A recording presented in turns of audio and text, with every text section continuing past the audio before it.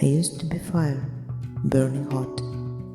I used to be water, and I used to be air. I used to be a stone, heavy and solid. I balanced out the elements inside myself and became a cell, living, growing. I used to be a flower, and I grew and grew and grew, and when I blossomed into a fish, fast and sleek and salty, same the seas I swam through. I used to be different creatures, growing ever more complex with each iteration. And then I became human and wanted to know what is up there in the head above. So I became a butterfly. I became a butterfly, but my fragile wings could not carry me high enough. So I became a bird. I became a bird, flying high among the winds and clouds, but even the sky was not enough. I started growing again.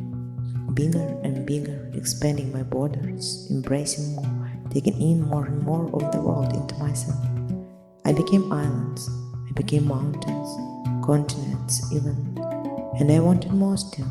I wanted to connect all the things inside myself, and so I became the planet.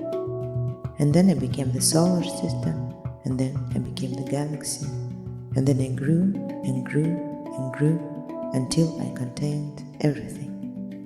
I'm all things together and each thing separately, just as you are. I'm consciousness, and I have no boundaries, no limits, no matter which form I take, and I want to reveal myself in you.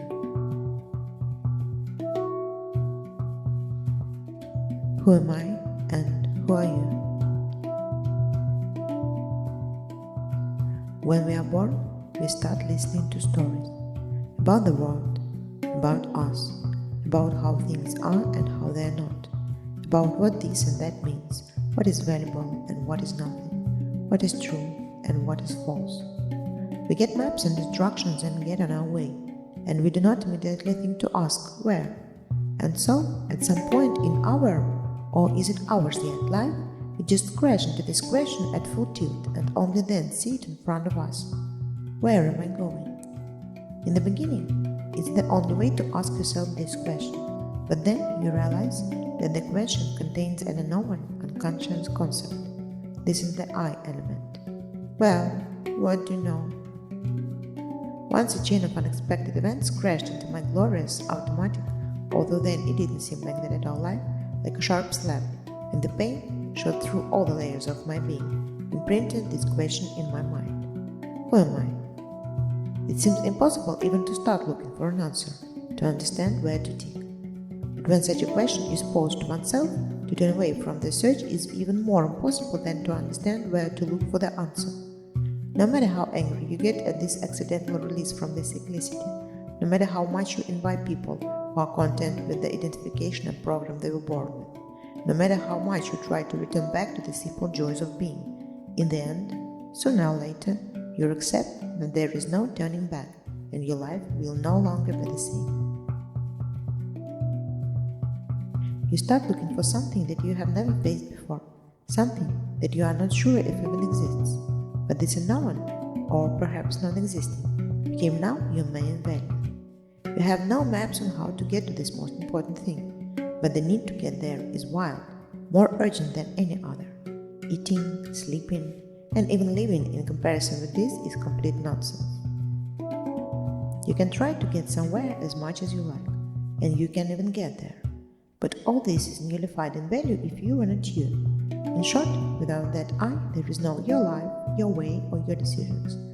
If I is everything that others told about me, that cultures, ideas, and concepts told about me, then there is their life, their way, and their decisions.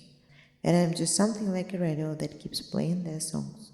But somehow I feel that I can sing my own song. Somewhere deep I feel that I am a separate, live song. And I choose this reality. I choose. Again, this incomprehensible word.